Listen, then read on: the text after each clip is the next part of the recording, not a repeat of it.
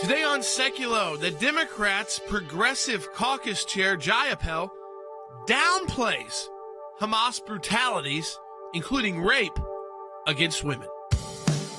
Keeping you informed and engaged, now more than ever. This is Sekulow. We want to hear from you. Share and post your comments or call 1-800-684-3110.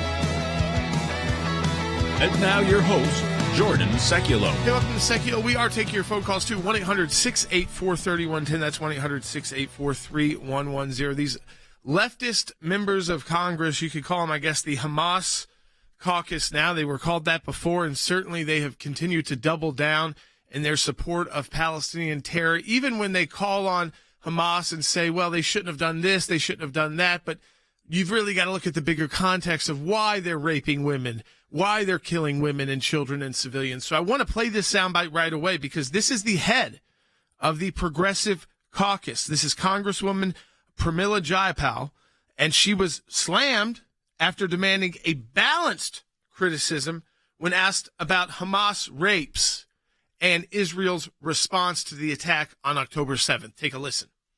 I'm asking you about Hamas. In fact, I already answered your question, Dana. I said it's horrific, and I think that rape is horrific, sexual assault is horrific. I think that it happens in war situations. Terrorist organizations like Hamas obviously are using these as tools. Mm-hmm. However, I think we have to be balanced about bringing in the outrages against Palestinians. Yeah. 15,000 Palestinians have been killed in Israeli airstrikes, 3/4 of whom are women and children. And it's horrible, but you don't see Israeli soldiers raping. Well, Dana, I think we're not. I don't want this to be the hierarchy of oppression. Okay, it's not a hierarchy of oppression. It's called one. Who started the conflict? Hamas. How did they start the conflict? By attacking civilians, taking hostages, raping women and children, killing women and children.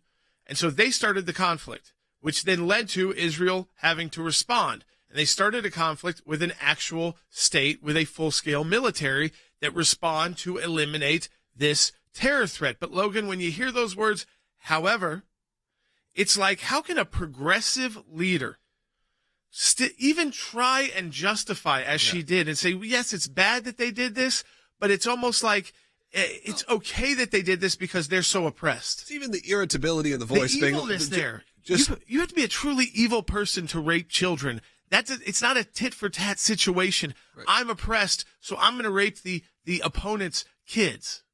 Yeah, I mean that's not right. I think you could just tell in the irritability that I've already answered this. Like the fact that you feel like you're being pushed into a corner, but you're not willing to even accept any of the consequences from it when it looks at this. I mean, it's even a headline right now. Again, the balanced criticism is what they're calling for. Yeah. It's absurd. It's really a sad time that this even has to be a discussion. And, Jordan, that even the liberal Democrats feel like they have to do this. You know, I'm sure she does believe it. I don't question that she does believe what she's saying right now, which is we got to be more balanced with our views upon this. Right. But it's sad that you also have people probably who politically would be more pro-Israel at this point, but feel like their constituents had a problem with it. That's a concern. I mean, a Rumble comment came in. She's anti-Semitic, just like her fellow squad members. I don't doubt that. She certainly wants. She supports the destruction of Israel.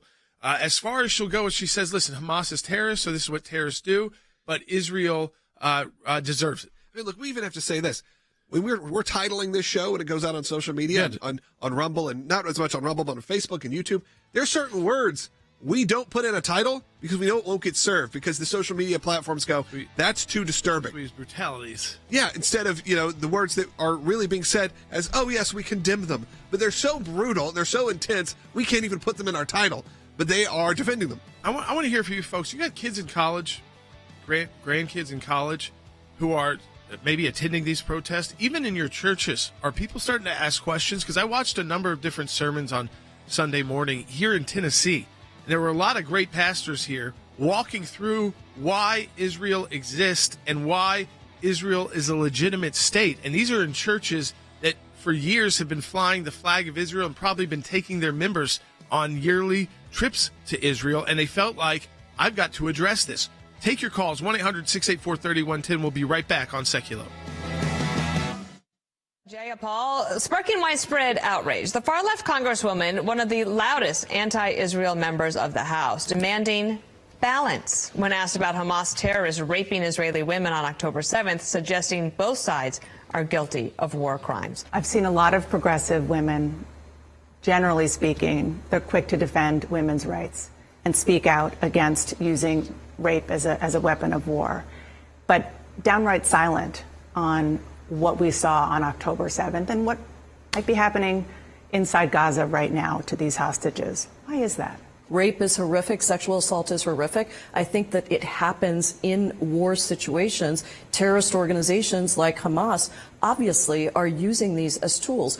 However, I think we have to be balanced about bringing in the outrages against Palestinians. The way that she went out of her way in that interview to avoid being able to outright condemn it should send a shiver down the spine of everyone in America. I've never in my life heard anybody say, yeah, rape just happens in war and rape is a tool that they use. I have never heard anybody use this kind of language. It's disgusting. Using rape as a weapon of war is usually something politicians here in Washington can condemn unequivocally. It appears now, though, that some folks are really at odds over Hamas's sexual atrocities. She can't just condemn Jewish women being brutalized and it being videotaped and people seeing it. She just can't. She can't. It's always a but. We have to remember, it happens in war. The idea that another woman, a female politician, could not bring it in herself to actually outright condemn it without trying to draw some moral equivalence with Israel's defense of itself after that terror attack, I thought was contemptible.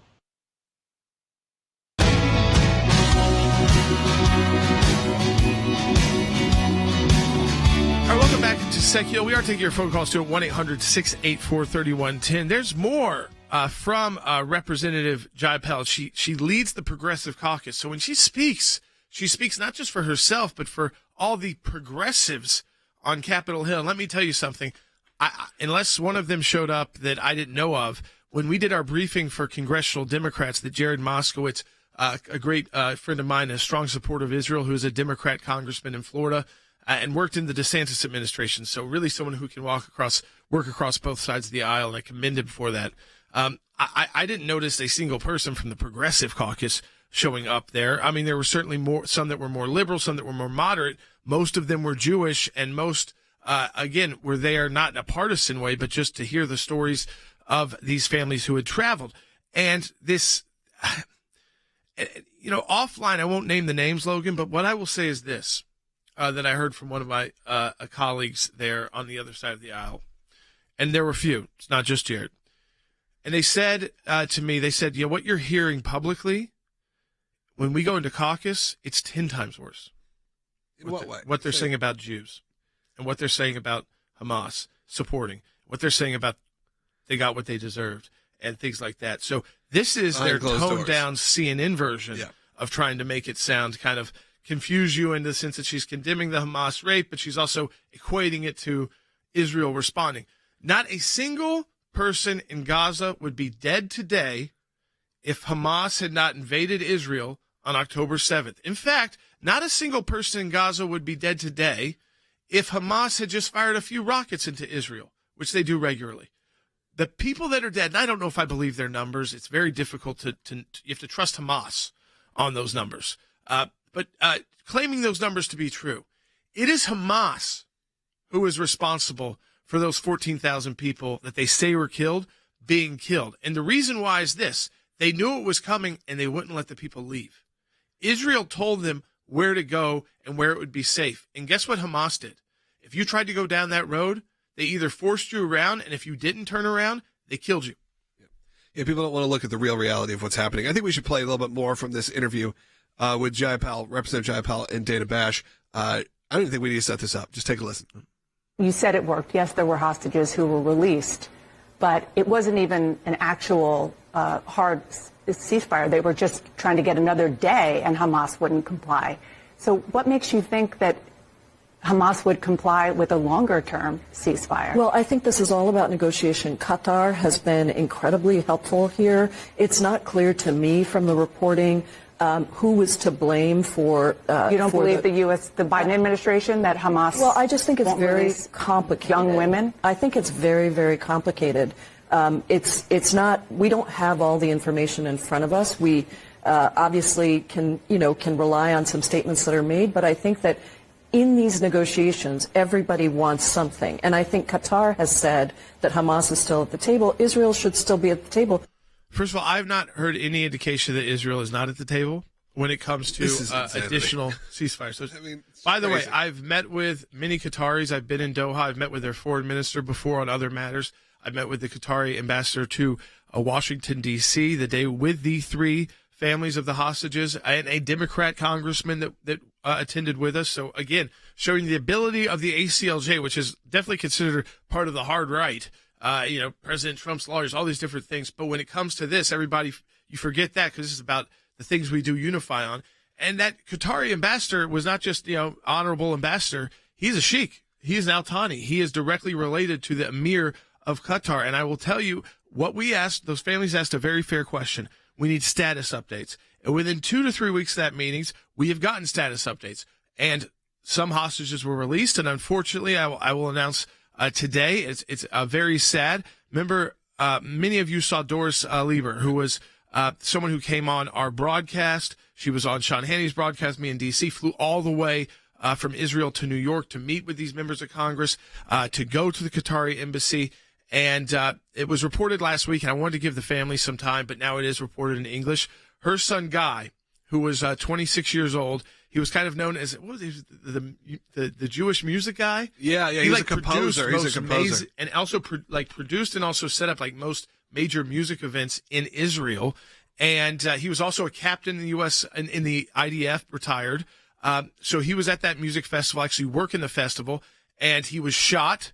He called his family, you know this, then shot again in the stomach, so arm and stomach, was bleeding out. Another hostage saw him in the hospital trying to revive him because they thought he would be a good hostage to have since he was a high-ranking former military in the IDF. Very well known. And the IDF did confirm to the family that he had passed away under Hamas as being held as a Hamas hostage. So it's been very difficult for his mother and father, Doris. But I always want to say this to her and to all those families.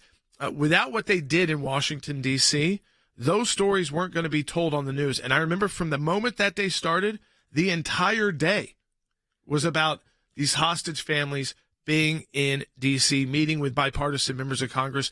ACLJ set that up with our team in Israel and Europe, and it ended with a massive bipartisan candlelight vigil on the steps of the Capitol. We knew that every hostage, and we still know that, is not going to come home alive from the animals like Hamas. We also know that no hostages were released until Israel basically went to full-scale war. Now Israel's back at full-scale war. At what point does Hamas say, okay, we found 10 more. Can you give us a ceasefire? And I think Israel would say, if you really have 10 more people, not just body bags, then we would consider that. And so I think that's where Jayapal's wrong. And Qatar is playing a very key role in this. But remember, the Hamas leadership their political leadership lives in Qatar. So you have to be, again, very careful in these negotiations. But what I will say this is that we have, on the one sense, in the families we represent, we were able to reunite an entire family. A husband who wasn't taken but was injured fighting back, but he stayed in Israel. A wife and 2 daughters who were kidnapped and taken hostages. That whole family was reunited. So that is why you've got to keep fighting on all these issues, Logan, and it's why the work of the ACLJ during this Faith and Freedom Drive, and this is December, the end of the year, it's our biggest financial month of the year when it comes to fundraising, and we're really kicking it off today because December 1st was a Friday. We had a great November, but we got to kick it off today. Yeah, I think that's really important. It is the beginning of our Faith and Freedom Drive for the year-end Faith and Freedom Drive. It is the most important time of our year, and you've probably heard that from a lot of nonprofits and people that accept donations right now, but you can see what's happening in the world. We're involved in so many of the key moments that are really dominating not only your news, but probably your mind right now. Obviously, there are the global fight to defend Israel that's happening right now. We're right in the middle of it. We are mobilizing major meetings currently right now in Europe, as a whole part of over the next 10 days, really wrapping up the entire year, getting through Hanukkah and then Christmas, obviously leading right after that. But also we are involved still with so many of the pro-life cases that are happening around the world, especially in this country right now. We are defending right now pro-life counselors that are under attack. We have obviously the 14th Amendment issues that are happening. We are filing any day currently, Jordan said, in Wyoming. We're representing 15 other states, I believe, to make sure that who you want to vote for, that you have a chance to actually be able to vote for them. They're not removed from the ballot. And it's a very critical time of the year, as we said. We've launched our Faith and Freedom Year-End Drive. This is a different one. The Year-End Drive, your gift is tax deductible, and it will be matched dollar for dollar at ACLJ.org. And if you're able to, you can make it recurring and become an ACLJ champion. There's a simple way to do that. Just go to ACLJ.org. Start that today. What's cool about that ACLJ champion is you choose an amount today that you're comfortable with. And by the way, if you do it today, you're still going to get that double the impact. So any month we do a matching challenge, Logan, you'll get the double the impact of the donation. So you don't have to worry about, hey, is that $30 I do recurring going to be like 60 for the ACLJ that month? It will. Of course, you can also donate more. Like if you have a month where you're a recurring donor, but you feel like you've got more available to donate, or an issue really touches you, you can donate more. You're not locked into just that amount. But I think you pick a number that you're comfortable with, and a lot of us are doing this now with our financial charitable contributions, so you don't even have to think about it. It's a number that you know you're going to be able to afford, and if you get to a point where you can't, we make it easy for you also to put it on hold or to cancel that. But what it allows us to do at the ACLJ, Logan, is different. We know we have great grassroots fundraising, but we cannot predict the future. We cannot predict this kind of conflict breaking out in Israel, and knowing that we're going to be flying people all over the world and coordinating all these different activities that can cost, as people can imagine, hundreds and hundreds of thousands of dollars to start and save people. Just for travel. Just for the travel. And we also know that when this war is over, we're already working on the ICC work, because we know that Israel is going to come under attack at the International Criminal Court. And just like they have before, we have defended them there before because they don't recognize it, so we go in their place. We're going to be ready to do that again on the legal side, but that takes major preparation, because this will be the largest conflict we will have defended at the ICC. It will be the most vulnerable Israel has been. I believe that to the ICC. I think they are right now, too. Yeah, exactly. And so there's a lot of work to do, both in our country, making sure you get to vote for the candidate of your choice, the primary, and those 14th Amendment. We're, again, intervening in Wyoming, filing an amicus in Michigan representing 15 state Republican parties. We are due in federal court today to defend pro-life counselors. We got briefs there due. Major meetings across Europe the next 10 days on Israel. And, of course, the ICC work. Donate today. Be part of the Faith and Freedom Challenge. Double the impact of your donation and become an ACLJ champion, a recurring donor. So important to us. At the ACLJ, we enter each year ready for new challenges, but even we couldn't have predicted the battles that 2023 had in store. The FBI turning on its own agents for exposing rampant corruption. The radical left twisting the 14th Amendment to attack your voting rights. Hamas carrying out the most horrific attack on Israel in history, leaving 1,400 innocent Israelis dead and another 240 abducted. The challenges of 2023 have been daunting and heartbreaking, to say the least. But that's why we are here. When faith and freedom come under attack, the ACLJ takes action. And because of our ACLJ members and champions, we were not only able to take on these legal battles, but we have achieved major victories. These victories encourage us and remind us that these fights are worth fighting. But even with these monumental victories, we know there will be more challenges, more battles, and more surprises in 2024.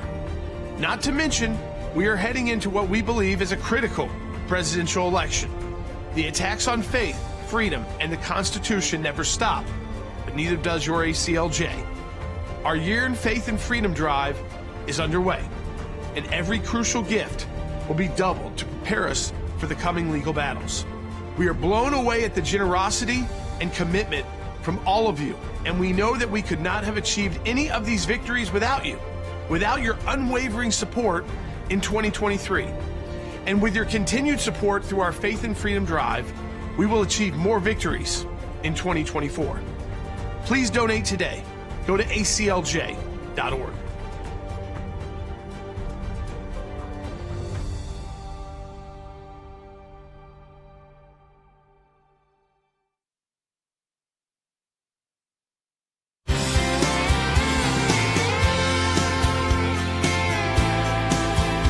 I mentioned in all the different work that we are doing right now here in the United States and around the world with the ACLJ, and it's, you see this team in the room, and you don't see the whole production team and all of the lawyers across the country.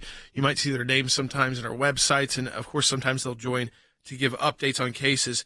But Cece Howell is joining us now, overseeing our pro-life work. And Cece, we had responses due to pretrial briefs out of a case out of Louisville called Harping versus Louisville. This is another buffer zone case where the Supreme Court has been more and more getting rid of these buffer zones that were initially put in place, and we've been fighting these all the way to the Supreme Court. I remember when my dad was doing it, and they were like, well, how far are you away from me right now? And that's what they're doing at the U.S. Supreme Court. Are you 10 feet away from me now? Yeah, but I've got a microphone. Can you hear me directly? What if I didn't have a microphone? What if I was on this? But that started to slowly unravel, and now we've learned, CC, that because Kentucky has outlawed most abortion procedures, that the judge today, when Jeff Surtees went before the judge, has now asked briefing on whether or not the entire case is moot, that these buffer zones no longer exist because abortion is no longer legal or protected in the state of Kentucky. Talking about a potential huge victory. Sure, absolutely victory. And in this case specifically, we actually had a victory previously, because just like you said, this is a buffer zone case where basically cities and counties put these ordinances in place because they don't want a pro-life message spoken around abortion clinics. So they put these buffer zones in place so that the pro-life counselors cannot get close to anyone and share a pro-life message with any woman who is contemplating having an abortion. And we previously had a win in this case when the Sixth Circuit Court of Appeals granted an injunction saying, yes, we don't think this statute is constitutional, so we're going to enjoin it, meaning that our clients, these pro-life counselors, could go ahead and keep giving their pro-life, conversations and messages to women, again, considering an abortion.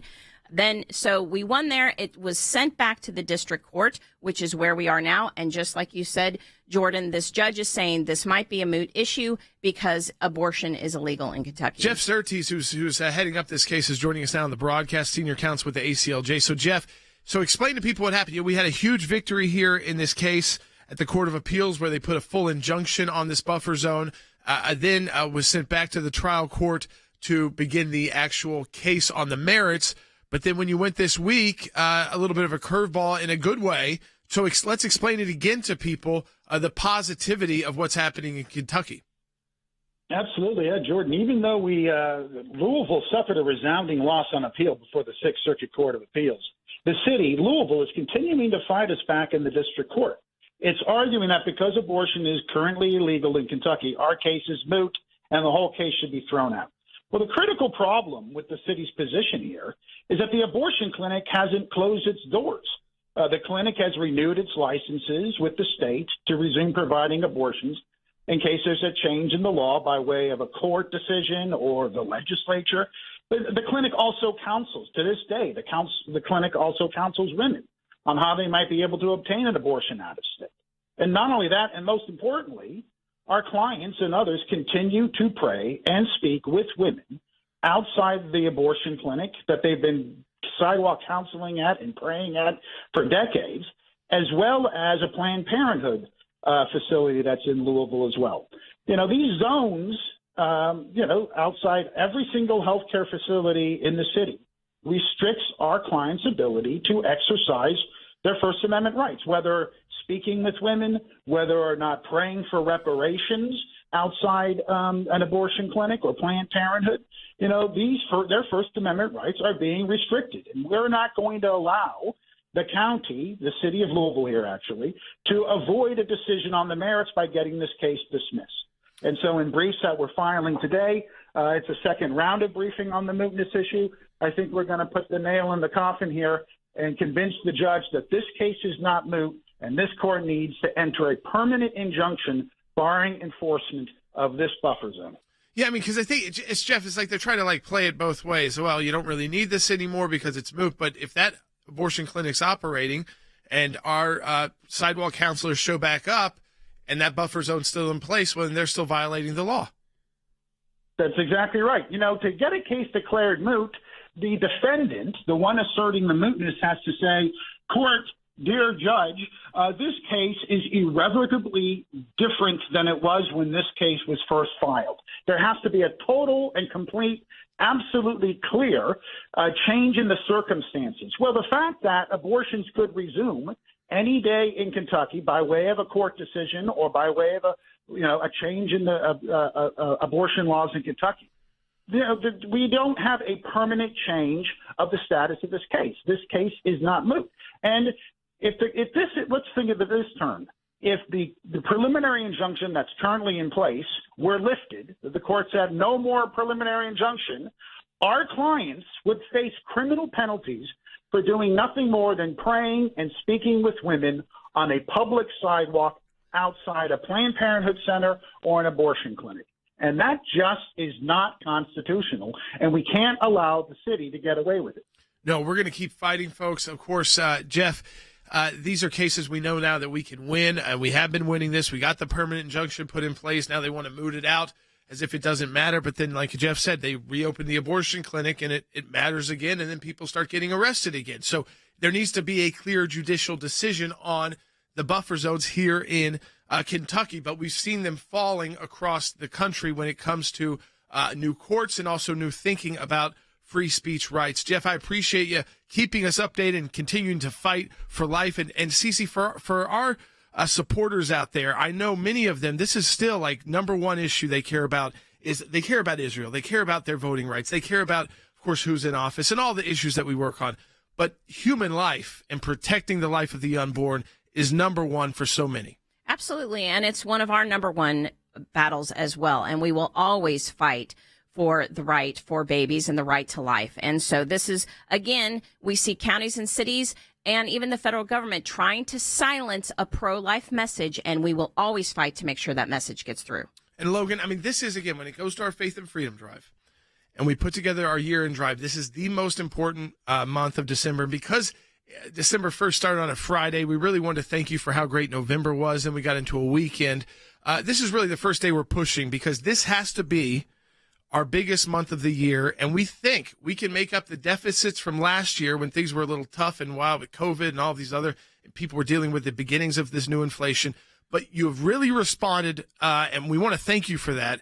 And we know you're out. We know people are out there, Logan, who can either make that one-time donation and it will be doubled because the matching part works here in this Faith and Freedom Drive, and that there's those individuals who can come up with a number that's comfortable for them, where they can put in your $30, $50, $100 and make it recurring, so they don't even have to think about knowing that they are supporting the ACLJ each month. Yeah, it really helps us get a baseline to create budgets that really make a big difference. And right now, if you're concerned about what's happening in this country, you're concerned about what's happening in Israel, or whether it's the 14th Amendment, or whether it's pro-life causes like you heard about today, right now you can be a part of our year-end Faith and Freedom Drive that kicked off officially today. Be a part of that, as Jordan said, as it is for a lot of people. December is that key month to really set us aside for next year and make sure next year can be bigger than ever. We can do that with your support. Like you said, you can become an ACLJ champion. We do have a second half hour coming up, so you want to stay tuned because we have Jeff Ballabon, who'll be in Israel. We also have Rick Ronell joining us, so make sure you stay tuned for the next half hour. If you don't get us on your local station, we're live right now on ACLJ.org, Rumble, YouTube. You can find us on all those social media platforms where you can make sure you're following us as we continue to update you again on that ACLJ Faith and Freedom Year-End Drive kicking off today. Make it a big opening day for us. We appreciate it. Go to ACLJ.org. We're at a moment in history we prayed we would never see again. We're experiencing global attacks on our faith and our freedom that we haven't seen in generations. What we are witnessing in Israel could be the precursor to a second Holocaust. This was a full-scale land, sea, and air invasion. Policies have consequences, and look in the world we're in. Russia's fighting with Ukraine. China about to invade Taiwan. The Middle East imploding. Here at the ACLJ, we are uniquely positioned to meet these evil attacks head on. We've assembled an elite legal team in our offices here, in Jerusalem, and around the globe, all thanks to you, our donors. In order to meet legal demands of historical proportions, today we are launching our Faith and Freedom Drive. Your gifts will be doubled, dollar for dollar. We need you now more than ever. The country needs you, the world needs you, and Israel needs you. Have your gift doubled through the ACLJ's Faith and Freedom Drive today. Go to aclj.org. Keeping you informed and engaged. Now more than ever. This is Sekulow. And now your host, Jordan Sekulow. All right, we've got a lot more to talk about on the second half hour of Sekulow. Coming up, we've got Rick Rennell. Rick Rennell is going to weigh in on what is happening with these Houthi rebels firing at commercial shipping vessels and U.S. warships in the Red Sea. Remember, and they're using drones. So when you think Houthi rebels from maybe 10, 15 years ago, you're thinking Houthi rebels like hiding out in caves, kind of Al-Qaeda-like, kind of, just kind of in the middle of the desert. Now, they got drones. Who do you think they got the drones from? Iran. Iran is, they're shooting into Saudi Arabia, trying to hit Saudi bases, U.S. bases in Saudi Arabia. Now they're hitting commercial shipping vessels, which they were able to hit one, and attacking U.S. warships in the Red Sea, which, Logan, we've been in. Gets very narrow, certain parts of the Red Sea. But also, without the U.S. warships there, those commercial vessels would have been under full attack, and they're not even afraid of shooting. Think about that, Logan. Taking shots at a U.S. warship. Yeah, it's pretty scary. It's pretty intense. Also shows, like you said, the weakness that's coming from our own nation's leadership to really give you this moment of going. There are people who I was having discussions this weekend as Christmas parties, and obviously politics has started to be on everyone's mind. 2024 is heading up very soon. And sort of my more liberal friends were like, well, I think that this would have totally happened, and this is that Trump set all this up, and now we're in this mess. It's like, you clearly don't know what you're talking about in this situation, because we had someone who was strong enough of a leader and honestly scary enough as a leader to where they weren't going to mess with you. Now the weakness is so apparent that, shooting at a U.S. airship and a naval ship, they know, guess what? Probably nothing's going to happen. Take a call has been on the air. D in California on line one. Hey, D, welcome to Sekulow. You're on the air. Yes, Thursday when I was listening, you had your guest was Senator Senator Blackburn, and she had a question. She brought up a question to me. She talked about how the other side of the aisle, they're not, and the thing is, their leader Chuck Schumer claims to be a Jew, and when are they going to put politics aside and look at what's in the best interest of the people of Israel and the American people? Because as getting that clean funding bill that just is, we're voting on the resources and funds that need to go to Israel. We're not going to include Ukraine on this. We're not going to include the IRS cuts in this. We're just going to do Israeli funding. And so far, that has not been able to push through either the House or the Senate. There have been problems with Republicans in the House. There have been problems with Democrats in the Senate. But I think, again, we have to keep pushing because, a few weeks ago, it was like, well, we got a few weeks until that aid really is necessary. Now we're at that few weeks, and it is that critical. So our government affairs team in Washington, D.C. is on this, D, and at the highest levels. I'll tell you, my dad is on this. We are working our contacts in Washington, D.C. at the highest levels, whether it's senators, a Speaker of the House, whether it's members of Congress, members of the Senate, to try and get this funding through, and then have the debates on accounting on Ukraine funding, and then have the debates on the cuts to the IRS in light of the accounting on the Ukraine funding. But Israel is a lot different than Ukraine. Israel is our top ally in the Middle East, and it is within our top two allies in the entire world. They need our assistance, and by the way, we need theirs. We developed the Iron Dome system to also protect U.S. troops. We use that technology on the battlefield as well. So I encourage you, because that phone call brought up that other aspect of the ACLJ that is ongoing, Logan, all the time, and that is our government affairs team in Washington, D.C., whose job it is to keep on it with those senators and members of Congress to make sure they are getting the right legislation through that our ACLJ members support. And if you want to, again, be able to continue to grow that team, which we are, and expand that team, you want to support the work of the ACLJ in the most important month of the year financially for the ACLJ when it comes to fundraising, December, the year end. So we encourage you, be part of our Faith and Freedom Drive. You'll double the impact of your donation.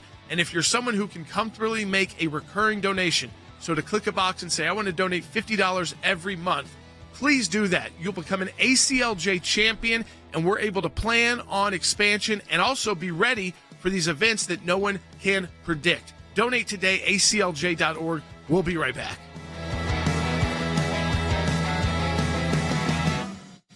Major assault by an Iranian proxy group in the Red Sea, with U.S. forces fighting in self-defense. Houthi rebels in Yemen striking 3 commercial ships with ballistic missiles, and a U.S. Navy warship shooting down several drones. The attacks lasted more than 7 hours. It began Sunday at 9:15 a.m. A ballistic missile fired from Iranian-backed Houthis in Yemen, landing in the waters near the cargo ship Unity Explorer. At 12:35, the Unity Explorer under fire again. This time, the missile strikes the ship. At 3:30 p.m., the cargo ship number 9 struck by a ballistic missile. 1 hour later, ballistic missile number 4 hits the cargo vessel Sophie. Late Sunday, Iran-backed Houthis posting a video claiming responsibility for the attacks. What they want to do is flag to the region that they can disrupt the flow of cargo ships and also interfere with oil ships in the region as they've done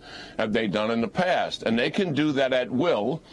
And the United States will defend itself, certainly, but it's not going to stop them from doing it. The damage to the cargo ships was, for the most part, minor, and there were no injuries on any of the ships. And the Pentagon pointed the finger at Iran, saying they were enabling all of those strikes. The important point here is that the Houthis are playing with fire by launching missiles over U.S. ships. U.S. forces have also been facing threats on land. Bases in Iraq and Syria have come under attack by militia groups supported by Iran approximately 75 times in the last 2 months. They're showing American weakness in the region and their ability to leverage their interest in that region. After all, their objective, stated time again, is dominate and control the Middle East and control the Persian Gulf flow of oil. This is all part of their strategic objective, and we've got to see it as that.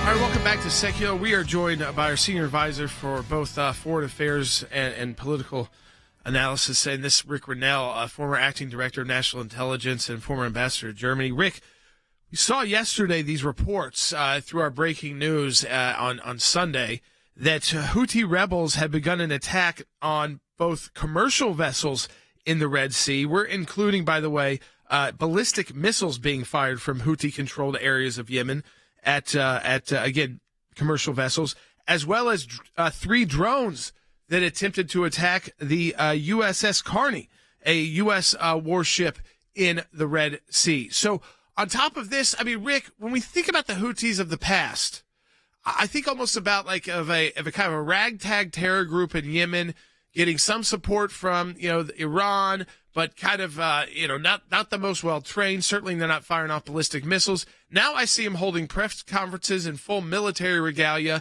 and they've got again ballistic missiles and drones, and they feel emboldened not just to attack commercial vessels, which they hit 3 of, but to attack U.S. warships. And look, it's not just the Houthis. Let's be really clear about this. We have an incredible problem with Iran and the Iranian-backed militias. They have attacked the United States 80 times. Now, some people can argue that those are small attacks and just little, minor incidences. But I would argue that the intelligence community knows that it's far more than 80 times. 80 times they've been successful, more than 80 times. And this is a warning. This is a ratcheting up of what could happen in a very serious, large-scale attack. They're testing the United States, and Joe Biden has yet to really come down hard. Now, look, I'm a diplomat. I don't like to talk about the military action without having some sort of a diplomatic strategy, but Anthony Blinken and the State Department have been shoved aside. There is no diplomatic action. It's only military action. Right now, this entire portfolio is in the hands of the Pentagon, and the Pentagon is failing because Joe Biden is not telling them to make sure that these Iranian proxies knock it off. There's a very strong, credible way to do that. And for some reason, Joe Biden is not doing it. Yeah, I mean, Rick, when you start attacking commercial vessels, we all know what the impact of that can be, as well as, drones flying at U.S. Warships and U.S. vessels in the Red Sea. Of course, it can have huge impacts on the economy, because now all of the vessels that do have to utilize the Red Sea, maybe to get through the Suez Canal or for other regions, to get these resources there and to other places, they have to now rethink how dangerous of a trip they're making, which was already one that was fairly dangerous to begin with. And now they've got a terror group firing ballistic missiles at commercial vessels. Look, they've been emboldened to this point. Remember that this just didn't happen overnight. They just didn't start off by attacking commercial vessels.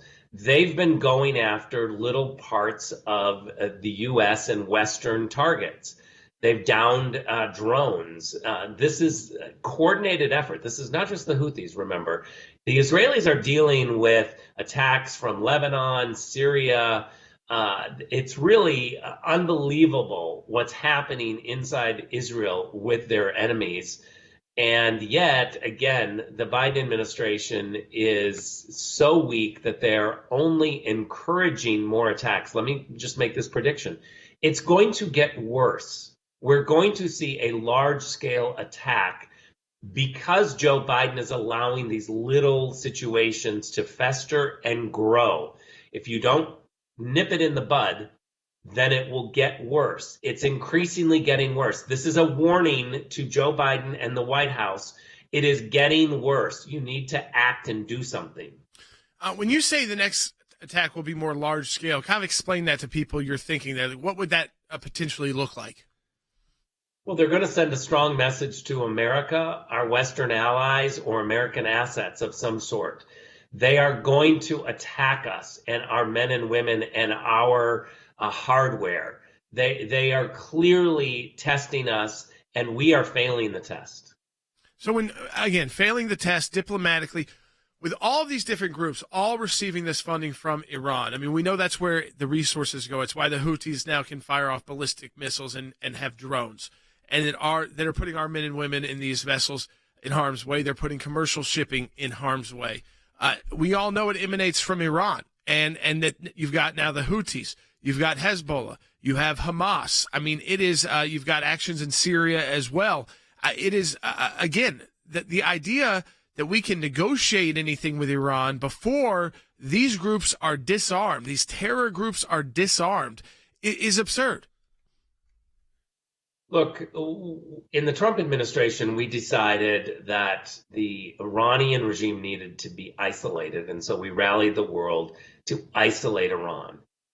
Quickly in the Biden administration, they released that pressure. They took the pressure off and made the situation almost normalized. They gave them money. They told the Europeans that they could engage with them and there wouldn't be consequences. We have other countries buying their oil. It really became normalized. They welcomed them into the fold because they believe, and I'll give you the argument from the Biden administration, they believe that engagement with the Iranians would work. Now, Trump believed that engagement with the North Koreans would work, and he was right. We saw an incredible decrease of testing and attacks and belligerent behavior from the North Koreans with that engagement. I'm all for engagement. Sometimes engagement works, and sometimes it doesn't work. What the most important thing for an American diplomat or an American leader is to constantly benchmark and test.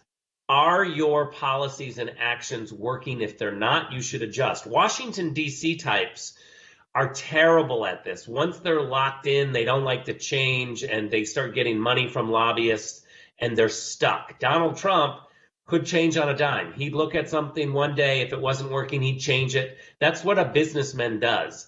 And so it's foreign to Washington, D.C. types to be able to quickly change. You know, they scream, oh, you're a hypocrite, you're a flip-flopper or whatever. Donald Trump was willing to look and say, this is working in Iran. When we were sanctioning Iran and squeezing them and rallying the world to isolate them, it was working. We saw peace. Look no further than there were peace accords signed between Arabs and Israelis when the left was telling you that there would be World War III. Joe Biden doesn't know how to evaluate his policies. If he did, he would evaluate and say, wow, the border is worse. My policies are not working. Wow, the Middle East is a mess. My policies are not working. But he's unable to do that because politicians get stuck and they just continue down the road, and businessmen, outsiders, are the ones who are not beholden to the Washington ways, the NGOs, all of the white papers of DC, and they are the ones who can quickly evaluate what works for the American people. So you've got the Houthis engaging this way. You have Hamas engaging in the attacks they have, and the conflict has restarted there with Israel. What we've been watching and waiting is to see what is going to happen with Hezbollah in the north. Are they waiting for a moment where they feel Israel is even more vulnerable? They, out of all of these groups, are the most sophisticated, both with weaponry and also with their military ability. So, I mean, to me, Rick, that is like the one area to really watch. If the Houthis are becoming kind of this emboldened, and Hamas was already emboldened, then you've got to imagine Hezbollah's right on the line between when they think it's right for them to potentially engage this, because they're looking for the moment where they can crush Israel. Well, let's be very clear, too. What they're looking for is how serious is the United States. They do not want to get into a conflict with the United States. That's why they were very quiet under Donald Trump. That's why when Trump called some of these ragtag terrorist groups that were rising, he would call them out. He would make clear that you will be crushed. And they got the message. It was a credible threat of military action, and they got it. Right now, all of these groups are testing Joe Biden. And after 80 attacks, and there's really no serious response from the United States, I fear that what the message is that these ragtag groups, these smaller groups are doing, is sending a message to groups like Hezbollah that they can go in and attack because the United States is not going to be there. This is the testing period, and we're failing the test. Rick, as always, we appreciate all of your insight, both publicly here on the broadcast and behind the scenes with our team at the ACLJ. It's great to have you as part of the ACLJ team and on the broadcast multiple times a week to break this down for our audience. Folks, we want you to support the work of the ACLJ.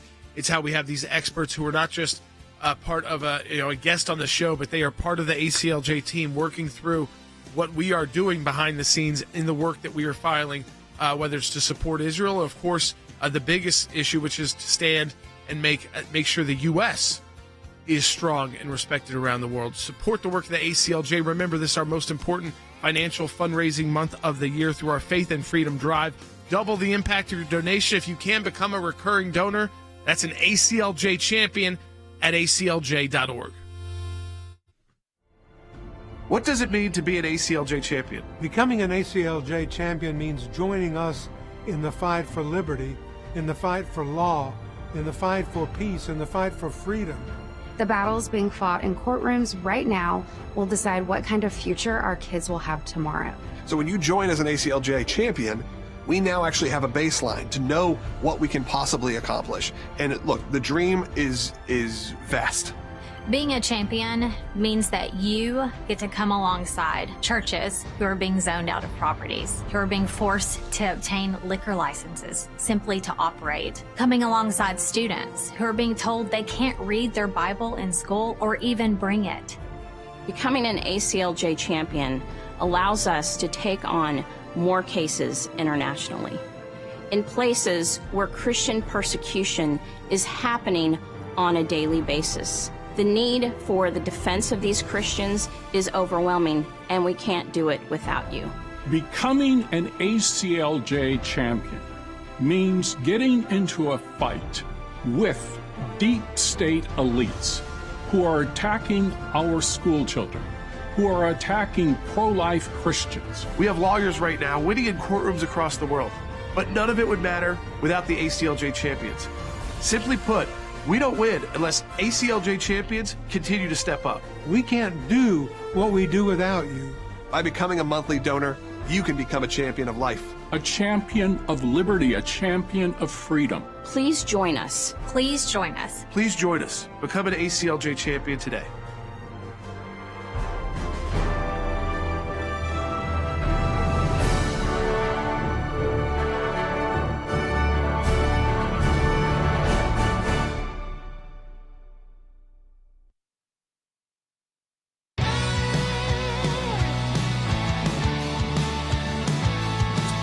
Final segment of the broadcast today, we're joined by the ACLJ's director of our office in Jerusalem, ACLJ Jerusalem, Jeff Ballabon, who is in Israel tonight. And Jeff, just initially, a report on how things are in Israel since the ceasefire has come to a close over the last few days and the conflict has restarted. We saw some acts of terror leading to, unfortunately, people being killed inside Israel right after that ceasefire expired.